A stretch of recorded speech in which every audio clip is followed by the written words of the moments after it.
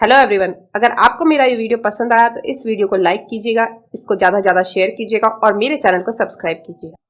Hello everyone, आज मैं जो नेक्स्ट वीडियो जिस बना रही हूँ वो सेक्शन 47 और सेक्शन 47A के ऊपर है और ये मेरा कंटिन्यूएशन में ही है उस वीडियो का जो ओपिनियन ऑफ थर्ड पर्सन के बारे में बात करता है, कब वो रेलेवेंट है, जो सेक्शन 45 से लेके 51 तक है। और इस पर्टिकुलर वीडियो के अंदर मैं सेक्शन 47 को और सेक्शन 47A को डिस्कस करूंगी। तो सबसे पहले जो सेक्शन 47 है वो बात करता है कि अगर कोर्ट को कोई भी ओपिनियन देना है किसी भी पर्सन के बारे में, बाय हुम कोई डॉक्यूमेंट है वो रिटन किया गया है या उसके थ्रू साइन किया गया है, तो ओपिनियन किसी भी पर्सन का जो एक्वेंटेड है हैंड राइटिंग से उस पर्सन की जिससे भी वो लिखा गया, by whom it is suppose to be written या साइन किया गया है कि दैट इट वाज और वाज नॉट रिटन और साइन बाय दैट पर्सन, वो क्या होगा, वो एक रेलेवेंट फैक्ट होगा। मतलब बेसिकली अगर कोर्ट को कोई भी ओपिनियन किसी पर्सन के बारे में देना है कि जो भी डॉक्यूमेंट है वो उस पर्सन ने वो डॉक्यूमेंट लिखा है या वो साइन किया है, तो उस केस के अंदर ओपिनियन उस पर्सन का जो भी एक्विंटेड है हैंड राइटिंग से उस पर्सन के जिसने भी वो लिखा है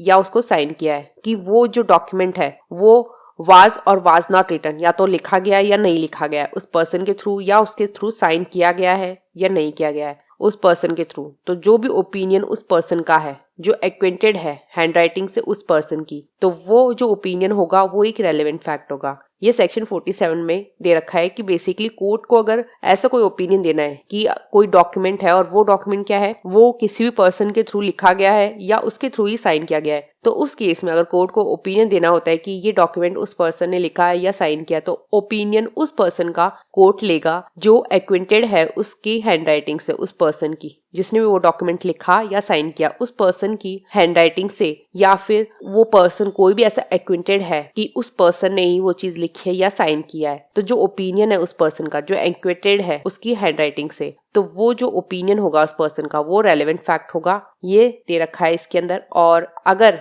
पर्सन जो है वो एक्वेंटेड माना जाएगा हैंड राइटिंग से दूसरे पर्सन की, कब का माना जाएगा, एक तो अगर उसने खुद ने देखा है उस पर्सन को लिखते हुए, he has seen that person right, और he has received documents purporting to be written by that person in answer to document written by himself और under his authority and address to that person. या फिर अगर वो ordinary course of business के अंदर document जो भी purporting to be written by that person वो हैबिचुअली सबमिट किया गया है उस पर्सन को, मतलब बेसिकली या तो उस पर्सन ने खुद ने देखा है उस पर्सन को लिखते हुए, या फिर वो डॉक्यूमेंट रिसीव करता है जो भी उस पर्सन ने लिखे हैं उन डॉक्यूमेंट्स को अगर वो रिसीव करता है और वो डॉक्यूमेंट जो है वो आंसर में है, जो भी डॉक्यूमेंट उसने खुद ने लिखा है उनके आंसर में अगर उसने कोई भी डॉक्यूमेंट रिसीव किए है जो उस पर्सन ने लिखा है और आंसर में उन डॉक्यूमेंट के जो भी रिटर्न किया है उस खुद ने उस पर्सन ने या फिर उसकी अथॉरिटी के अंदर वो लिखे गए या फिर एड्रेस किया गया है उस पर्सन को, तो अगर उसने कोई भी डॉक्यूमेंट रिसीव किए गया है और वो डॉक्यूमेंट उस पर्सन ने लिखा है, और तो वो डॉक्यूमेंट्स जो होंगे जो भी डॉक्यूमेंट जो उसने रिसीव किए जो किसी पर्सन ने लिखा है आंसर में उन डॉक्यूमेंट के जो उस पर्सन ने खुद ने लिखे थे, उन डॉक्यूमेंट के आंसर में अगर कोई भी डॉक्यूमेंट जो है वो अगर रिसीव किया जाता है उस पर्सन के थ्रू और वो उस पर्सन ने लिखा था, तो उस केस में या फिर कोई भी ऐसा डॉक्यूमेंट है जो ऑर्डिनरी कोर्स ऑफ बिजनेस में उस पर्सन ने हैबिचुअली उसको सबमिट किया जाता है, मतलब ऐसे कोई भी डॉक्यूमेंट है जो उस पर्सन को हैबिचुअली सबमिट किया जाता है, तो वो पर्सन अगर उस पर्सन को मिलते हैं वो डॉक्यूमेंट्स हैबिचुअली उसको सबमिट किए जाते हैं, तो ये माना जाएगा कि वो एक्वेंटेड है हैंड राइटिंग से उस दूसरे पर्सन की। मतलब इसमें 3 कंडीशन है और इन 3 कंडीशन को अगर वो फुलफिल करता है तो ये माना जाएगा कि उस पर्सन को उसकी हैंड राइटिंग के बारे में पता था उस पर्सन की और वो एक्वेंटेड है उसकी हैंड राइटिंग से। एक तो अगर उसने खुद ने उन पर्सन को देखा है वो डॉक्यूमेंट लिखते हुए, या उसको रिसीव हुए हैं कोई भी ऐसा डॉक्यूमेंट जो भी उस पर्सन ने लिखा है आंसर में उन डॉक्यूमेंट के जो भी उसने खुद ने लिखा है उस डॉक्यूमेंट के आंसर में अगर कोई भी डॉक्यूमेंट वो पर्सन देता है उसको और वो रिसीव किया जाता है उस पर्सन के थ्रू या उसकी अथॉरिटी के अंदर या उस पर्सन को एड्रेस करते हुए, या फिर ऐसे कोई डॉक्यूमेंट है जो हैबिचुअली उस पर्सन को सबमिट किए जाते हैं, तो वो सारे डॉक्यूमेंट जो होंगे उनको देख के वो पर्सन ये मान सकता है कि ये पर्सन जो है वो हैंड राइटिंग में है उस दूसरे पर्सन की और वो पर्सन एक्वेंटेड है उस पर्सन की हैंड राइटिंग से। कोर्ट इन चीजों को देख के ये लगा सकता है, एक तरीके से प्रेजम्पशन लगा सकता है कि हाँ उस पर्सन ने ही ये लिखा है, तो उसका जो भी ओपिनियन इस पर्सन का है वो रेलेवेंट फैक्ट होगा। मतलब कि जबकि न्यायालय को राय बनानी हो कि कोई दस्तावेज किस व्यक्ति ने लिखी या हस्ताक्षरित की थी, तब उस व्यक्ति के हस्तलेख से जिसके द्वारा वह लिखी या हस्ताक्षरित की गई अनुमानित की जाती है परिचित किसी व्यक्ति की यह राय कि यह उस व्यक्ति द्वारा लिखी या हस्ताक्षरित की गई थी अथवा लिखी या हस्ताक्षरित नहीं की गई थी सुसंगत तथ्य है। और इसमें जो स्पष्टीकरण है वो बताता है कि कोई व्यक्ति किसी अन्य व्यक्ति के हस्तलेख से परिचित तब कहा जाता है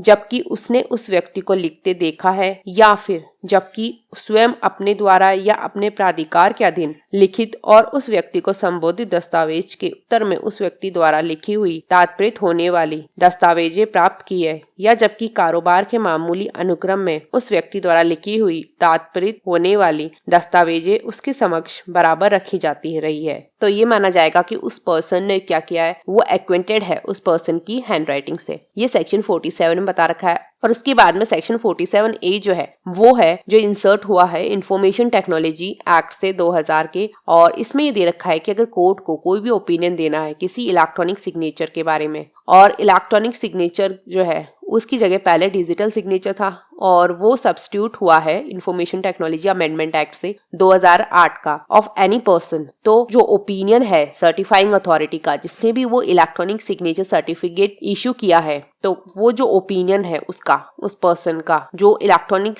सिग्नेचर सर्टिफिकेट का जो सर्टिफाइंग अथॉरिटी है उसका वो क्या होगा, एक रेलेवेंट फैक्ट होगा उस सर्टिफाइंग अथॉरिटी का ओपिनियन। मतलब सेक्शन 47A के अंदर दे रखा है कि अगर कोर्ट को अगर कोई भी ओपिनियन किसी इलेक्ट्रॉनिक सिग्नेचर के बारे में देना है किसी पर्सन के, तो जो ओपिनियन किसी सर्टिफाइंग अथॉरिटी का है जिसने भी वो इशू किया है इलेक्ट्रॉनिक सिग्नेचर सर्टिफिकेट, वो क्या होगा, एक रेलेवेंट फैक्ट होगा। और ये सेक्शन 47A के अंदर दे रखा है। और इसके अंदर बेसिकली ये बता रखा है कि जब न्यायालय को किसी व्यक्ति के इलेक्ट्रॉनिक हस्ताक्षर के बारे में राय बनानी हो तब प्रमाणकर्ता प्राधिकारी की जिसने इलेक्ट्रॉनिक हस्ताक्षर प्रमाण पत्र जारी किया है राय सुसंगत तथ्य है, तो उसका जो ओपिनियन होगा सर्टिफाइंग अथॉरिटी का जिसने भी इशू किया है वो इलेक्ट्रॉनिक सिग्नेचर सर्टिफिकेट, वो एक रेलेवेंट फैक्ट होगा। ये सेक्शन 47A के अंदर दे रखा है और बाकी के जो सेक्शंस है वो मैं अपने नेक्स्ट वीडियो में कवर करूंगी। अगर आपको मेरे इस वीडियो से कुछ भी अच्छा सीखने को मिला तो मेरे इस वीडियो को लाइक कीजिएगा, इससे ज़्यादा शेयर कीजिएगा और मेरे चैनल को सब्सक्राइब कीजिएगा। Thank you and stay tuned.